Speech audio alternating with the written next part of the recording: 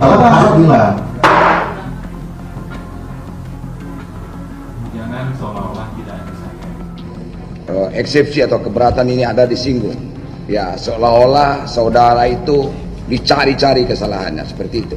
Dan kali ini perkara tudingan ijazah palsu Pak Jokowi tidak berlarut-larut lagi sepertinya karena sudah mulai masuk pokok perkara dan memasuki tahap akhir di mana sebenarnya kita melihat para tersangka merasakan konsekuensi dari apa yang mereka perbuat. Dan ini adalah poin krusialnya rekan-rekan di mana tuntutan balik dari Pak Jokowi faktanya tidak bisa mereka hindari. Mau berdrama sejeli apapun, selicin apapun, tetap tidak bisa rekan-rekan, apalagi sudah ada putusan dari Mahkamah Agung. Dan kali ini rekan-rekan Pak Jokowi pun memberikan semacam sindiran keras terhadap mereka yang dimana awalnya sangat berkoar-koar, menyerang, memfitnah, dan lain semacamnya. Tapi pada saat ini kenapa kok tiba-tiba seperti ciut dan seperti menghindari pokok perkara? Nah, maka dari itu rekan-rekan, inilah elegannya Pak Jokowi. Pak Jokowi beserta tim kuasa hukumnya mengambil langkah ataupun manuver yang sangat krusial yang membuat mereka seperti makin pesakitan. Ayo deh kita simak serta analisa bersama-sama. Ibu Tifa tidak konsisten, kedua menunjukkan rasa takut, dan ketiga ternyata Ibu Tifa juga mengidap emotional contagion. Artinya apa? Rasa ketakutan yang ada di Pak Roy menular ke Ibu Tifa hari ini dengan melakukan pra berulang-ulang untuk menghindari pokok perkara. Dan lagi-lagi menurut PN Selatan apa? Itu merupakan penyalahgunaan lembaga pra-peradilan dan upaya untuk menghalangi pemeriksaan pokok perkara. Mahkamah Agung, karena apa? Tolong melihat ketentuan ini jangan hanya untuk kepentingan perkara kita. Ya, seperti yang saya berulang-ulang sampaikan, bayangkan kalau betul-betul pra-peradilan ini menunda pemeriksaan pokok perkara dan bisa diajukan secara berulang tanpa batas, seperti yang saya bilang di tayangan sebelumnya, ini bisa dimanfaatkan oleh pelaku-pelaku tipikor, pelaku-pelaku kejahatan keras untuk bisa bebas demi hukum. Ya. Kenapa? Mbak, pada saat perkara didaftarkan di pengadilan, hari itu juga kewenangan penahanan itu beralih dilakukan oleh pengadilan. Dan jangka waktunya hanya 3 bulan. Bayangkan 3 bulan ini kan seharusnya digunakan secara maksimal untuk persidangan. Tapi tidak bisa dijalankan, kenapa? Karena dilakukan praper secara berulang-ulang. Bahkan bisa sampai 2 bulan contoh. Jadi Pak Roy dulu 1,5 bulan loh, jangan salah ya. Berulang-ulang sampai 2 bulan. Apa yang terjadi? Akhirnya perkara dia hanya tinggal sisa sebulan. Bentar. Dan orang ini bisa apa? Bebas demi hukum. Ya. Dan ini sangat bahaya sekali. Karena itu menurut saya jawab ya. Mahkamah Agung mengeluarkan ini sangat bijak dengan melihat jangan sampai ini disalahgunakan untuk perkara-perkara yang dalam penahanan pengadilan. Ini sangat bahaya sekali. Bukan ada tujuan. Tidak, terlalu kecil lah. Mahkamah Agung mikirkan perkara kita ini perkara yang lebih besar untuk negara. Dr. Tifa panik dicecar, langsung tumbalkan Roy Suryo. Kapok dong, masa enggak? Binsar Gultom sebagai mantan hakim senior yang mampu mematahkan apa yang selama ini dibangun oleh Roy dan Tifa, bahwa ijazah Pak Jokowi itu adalah ijazah 99,95%. Itu saya kira ijazah asli, ijazahnya Jokowi itu, Pak Jokowi itu palsu. Nggak taunya maksudnya tadi yang beredar ya palsu. Tadi kan ada Ibu Tifa mengatakan yang 90,99 itu sebenarnya ijazahnya Pak Jokowi yang palsu atau hasil penelitian Ibu itu sudah menyebar ke seluruh penjuru. 99,9% itu bukan otoritas saya untuk menjawab, Prof, izinnya. Karena bukan saya menyatakan. Jadi lebih tepat nanti Pak Roy yang bisa menjawab. Terbongkar. Inilah detik-detik Roy Suryo tampak kesal dengan pernyataan Refli Harun. Bagaimana tidak, Roy mati-matian ngotot soal watermark, emboss, dan segala macam. Tapi Refli justru memberikan pengakuan yang mengejutkan. Nah, kalau fakta mulai bicara, masih mau ngeles sampai kapan? Saya termasuk lawyer yang datang melihat langsung ijazah tersebut. Ya, saya ingat komposisinya. Mas Roy di depan. Ya. Kemudian Dr. Tifa di depan, sampai ke sini. Mereka bisik-bisik dan saya di belakang Mas Roy juga melihat. Misalnya soal foto, soal tipisnya dan lain sebagainya. Emboss ada? Saya harus mengatakan emboss ada, kemudian watermark ada. gambar emboss, jangan bilang emboss. Sumpah memalukan, datang ke istana, kok kena cancel culture dan dikatain pelacur? Jujur aku agak kecewa sih. Marissa Anita minta maaf gara-gara foto podcaster Pancatera dengan Prabowo dan Didi Banjir di kantor tol Ciawi. Bahkan mingguan ini jumlahnya dan sosial media naik. Marissa juga negesin nih kalau program Ide Hongkar sama Pancatera itu nggak terafiliasi pemerintah sama sekali, alias didanai mandiri. Baru-baru ini, Pancatera dan beberapa artis kena serangan di media sosial gara-gara hadir di upacara kemerdekaan Republik Indonesia di Istana. Bahkan foto bersama Presiden Prabowo maupun Didit Prabowo. Yang bikin gue heran, yang menyerang mereka justru banyak dari kalangan yang selama ini sejalan dengan Pancatera alias sejalan dengan para pengkritik pemerintah. Kok bisa? Mari kita bahas. Pancatera ini kan selama ini sering mengkritik pemerintah. Mereka bebas menyampaikan keresahan dan pandangan mereka. Tapi ketika 17 Agustus kemarin, mereka datang ke istana, ikut upacara, kemudian foto bersama Presiden dan Mas Didit. Mendadak muncul seruan cancel culture untuk mereka. Bahkan yang lucu, ada juga yang mempertanyakan kenapa Raffi Ahmad diundang, atau kenapa misalnya si Aura Kasih dan salah satu artis kalau nggak salah itu juga kenapa diundang. Kan mereka bukan siapa-siapa. Bahkan ada yang menganggap mereka ini sudah berubah, sudah menjilat, penyepet rezim, buzzer, dan macam-macam lainnya lah pokoknya. Sampai akhirnya salah satunya Pancatera melakukan permohonan maaf. Menurut gua nggak perlu permohonan maaf, karena hadir di upacara kemerdekaan bukan berarti seseorang otomatis berubah pilihan politik. Foto sama presiden juga bukan berarti kontrak dukungan politik. Dan ini berlaku buat siapapun yang ada di negara ini, bahkan pun jika itu Aura Kasih atau ada figur publik lain. Padahal untuk bisa hadir ke istana itu harus ikut war ticket, dan bisa jadi mereka semua mengikuti war ticket, termasuk Aura Kasih yang kalian pertanyakan kenapa bisa hadir di istana dan ikut upacara. Dan ingat, mereka ini datang bukan untuk kampanye politik, mereka datang untuk sama-sama memeriahkan dan mengikuti upacara kemerdekaan. Sesederhana itu. Kalau ada yang mau dikritik atau mau mengkritik pemerintah silahkan. Kalau ada yang mau mendukung pemerintah silahkan. Kalau hari ini mengkritik, besok ketemu presiden lalu salaman dan foto barengnya tetap boleh. Atau misalnya hari ini gue mendukung pemerintah, besok gue ketemu Anies Baswedan, silahkan, sah-sah aja. Karena gimana pun kita ini warga negara bos, bukan anggota geng politik, bukan anggota partai politik. Dan yang menurut gue menarik adalah dulu ketika Anies Baswedan foto bersama Didit saat Idul Fitri, kok nggak ada tuh yang heboh, nggak ada tuh yang cancel culture-nya Pak Anies. Bahkan ketika Didit juga pernah jadi desainer dalam pernikahannya Mutiara Baswedan, anaknya Pak Anies. Apakah kemudian Anies dianggap menjilat Prabowo? Enggak juga. Padahal secara politik mereka pernah berseberangan. Bahkan sebelumnya mereka bertarung dalam Pilpres 2024. Jadi kenapa sekarang standarnya berubah? Standar ganda sekali kalian ini. Kenapa orang yang selama ini kritis terhadap pemerintah harus merasa bersalah hanya karena datang ke istana? Kalau kita mulai menganggap foto, salaman, atau hadir di sebuah acara sebagai bukti seseorang sudah berpindah kubu, lama-lama politik kita cuma akan berisi orang-orang yang saling curiga, orang-orang bodoh dan tolol yang nggak ngerti esensi kita bernegara. Menurut gua, yang harus kita pertahankan itu adalah hak untuk berbeda pendapat, sekaligus hak untuk tetap menghormati satu sama lain. Karena merayakan kemerdekaan nggak pernah mensyaratkan kita harus beda pilihan politik. Setuju nggak dengan pendapat gua? KUHP, Kitab Undang-Undang Hukum Acara Pidana yang lama, KUHP itu mengatur mengenai prapit. Tapi kemudian dibarengi juga dengan SEMA untuk KUHP yang lama, yaitu bahwasanya pokok perkara jalan terus, prapit jalan terus.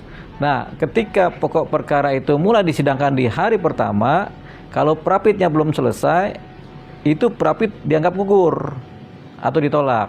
Gitu, itu di KUHP yang lama. Nah, di KUHP yang baru, Kitab Undang-Undang Hukum Acara Pidana yang baru, itu prapit berjalan, pokok perkara menunggu prapit selesai. Begitu di KUHP yang baru. Tapi kemudian sekarang terbit lagi SEMA Mahkamah Agung yang terbaru, di mana pokok perkara jalan terus, prapit jalan terus. Tapi ketika pokok perkara sudah masuk ke persidangan di hari pertama, prapit kalau belum putus, maka prapit dianggap gugur. Jadi ngikutin pola KUHP yang baru ini dengan SEMA yang baru, ngikutin pola KUHP yang lama dengan SEMA yang lama. Jadi sekarang sama lagi, baik KUHP baru maupun KUHP lama mengenai proses formal prapit dan proses formal pokok perkara menjadi sama. Nah, di KUHP lama dan KUHP baru yang berbeda adalah luasnya prapit tadi. KUHP yang baru lebih luas prapitnya dibanding KUHP yang lama. Oke, Bang, dengan adanya yang SEMA yang dikeluarkan MA ini, ataukah menurut Abang sudah benar-benar bisa membuat buat aturan atau peraturan yang prapit ini memang tidak akan lagi berlanjut atau seperti Iya, tentunya Prapit ini tidak akan berlanjut kalau memang pokok perkara dijalankan. Jadi perintahnya kan pokok perkara tidak boleh ditangguhkan oleh pihak ketua pengadilan maupun pengadilan negeri kan. Sehingga pengadilan negeri tentunya ketika sudah ada surat dakwaan masuk, mereka akan menjalankan persidangan pokok perkara. Jadi kalau sudah ada surat dakwaan masuk, paling enggak 2 minggu itu sudah ada tuh sidang pokok perkara. Nah, ini kemudian mulai berjalan. Dengan adanya SEMA yang terbaru dari Mahkamah Agung, artinya pengadilan negeri harus menjalankan persidangan pokok perkara. Mengingat apa? Baik perkaranya Dr. Tifa, baik perkaranya Roy Suryo, surat dakwaannya sudah masuk pengadilan. Makanya selamat-lambatnya 2 minggu atau 3 minggu sudah harus ada sidang proses pokok perkara atau proses sidang pokok perkara. Jadi sudah nggak ada lagi yang menghalangi, baik Prapit maupun apapun juga nggak bisa menghalangi adanya persidangan di pokok perkara. Artinya Roy Suryo sendiri akan dalam waktu dekat akan menjalankan sidang. Iya, pokok perkara. Iya, ini. dalam waktu dekat Roy Suryo akan menjalankan sidang pokok perkara. Oke, Bang, tapi kan ini mereka sudah mengajukan lagi, Roy Suryo akan menempuh Prapit kelima kembali. Ya iya nggak apa-apa, Prapit kelima boleh dijalankan oleh Roy Suryo, tapi ketika pokok perkara berlangsung di hari pertama sidang pokok perkara, Prapit ini juga akan dianggap gugur kalau belum selesai, gitu. Gitu. Berarti ini kan kalau misalnya yang Prapitnya Dr. Tifa ini Bang, untuk tanggal 28 ini seperti apa Bang? Dia kan ke jilid 2 lagi nih Bang. Ya, dia kan Prapit lagi kedua, tapi sidang pokok perkara dia sudah berlangsung kan? Berarti dia berlangsung di sidang pokok perkara. Nanti majelis yang menangani atau hakim tunggal yang mengenai Prapit akan bilang pokok perkara sudah berlangsung, Prapit dianggap tidak bisa diterima lagi. Tapi kan itu terjadi waktu Prapit pertama Dr. Tifa Bang, yang di PN Timur kan sudah jalan, tapi tetap dijalankan bersama. Iya, kan SEMA-nya belum turun kemarin. Nah, kalau sekarang kan SEMA udah turun, sehingga ketua pengadilan akan menjalankan perintah dari surat edaran Mahkamah Agung yang sifatnya internal, menjadi kebijakan khusus di pengadilan. Bang, Dr. Tifa ini kan mengajukan judicial review ya Bang, terkait pasal 75 ya Bang, yang dianggap itu menggantung.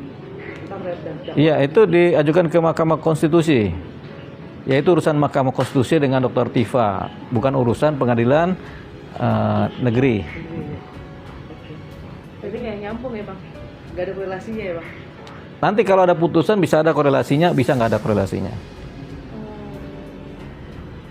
Terus Abang kalau melihat ini Bang, Prapitnya Roy Suryo ini kan jilid kelima dia kembali lagi. Kalau kemarin itu yang soal ganti rugi itu Bang, itu kan sudah ditolak, tapi mereka menyebutnya itu bukan ditolak, tapi hakim meminta melengkapi gitu. Dan di jilid 5 ini kembali mereka menggugat Kemenku, Kementerian Keuangan atas ganti. Nggak apa-apa, mereka boleh mengajukan Prapit kelima, ke-6 boleh, tapi ketika pokok perkara berlangsung, Prapit ini nanti tidak diterima, begitu. Tapi boleh mereka mengajukan Prapit lagi. Kalau Abang sendiri melihatnya nyambung atau tidak sih Bang sebenarnya untuk Prapit yang kelima ini? Prapit kelima ya kelihatannya bukannya nyambung, tapi disambung-sambungin gitu. Apakah Roy Suryo, analisa dari Prof sendiri, tunggu selesai dulu sidangnya si Dr. Tifa, baru Roy Suryo maju? Atau nanti mungkin ada nih Prof, Prapit sampai ke-4, ke-5, ke-6 gitu, ada nggak sih Prof sebenarnya? Oh, sebentar, saya jawab dulu. Kalau sudah ada hari Kamis atau hari Jumat yang lalu, Prapit ketiga sudah dimajukan, maksudnya kapan? Kalau sudah dimajukan ke pengadilan, itu tidak boleh lagi ditunda-tunda. Karena setelah 3 hari dia, majelis hakim dalam hal ini khusus Ketua Pengadilan Negeri Jakarta Timur sudah harus menetapkan siapa hakimnya yang akan mengadili kasus tersebut. Dan perlu diketahui, apakah ini tadi sudah saya sampaikan atau belum? Kalau belum nanti mohon ditegur saya atau disampaikan.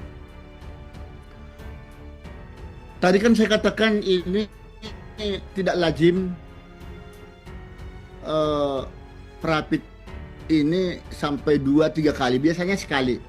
Biasanya sekali, Prof? Biasanya hanya sekali. Dan itu pun perapit itu terjadi apabila pokok perkaranya belum diserahkan kepada pengadilan setempat. Nah, ini perkaranya sudah masuk lebih dahulu. Berbarengan dengan kasusnya Dr. Tifa kan itu. Iya. Nah, kemudian yang kita dengar sekarang ini, yang di perapitnya yang ketiga ini akan diajukan rehabilitasi dan ganti rugi. Rehabilitasi dan ganti rugi. Nah, saya berpendapat, nah ini tadi yang saya katakan, sudah lebih 36 tahun sebagai hakim, tidak lazim kalau penetapan tersangka itu sudah sah secara hukum, akan dikabulkan ganti rugi dan rehabilitasi, terkecuali tidak sah secara hukum penetapan tersangka, barulah gugatan ganti rugi dan rehabilitasi itu dapat dikabulkan. Itu.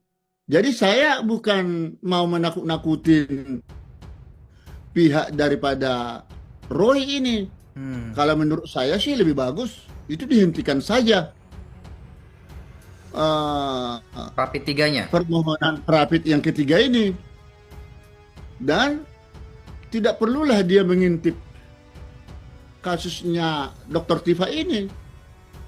Kalau misalnya seperti pertanyaan Abang Prayogi tadi, menunggu lagi perkaranya Tifa sampai tuntas dari upaya hukum bandingnya. Wah, ini bahaya itu.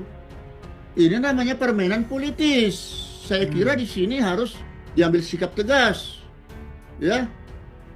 Dan tidak bisa itu jadikan alasan untuk menunda kasus itu dilanjutkan kepada pokok perkara.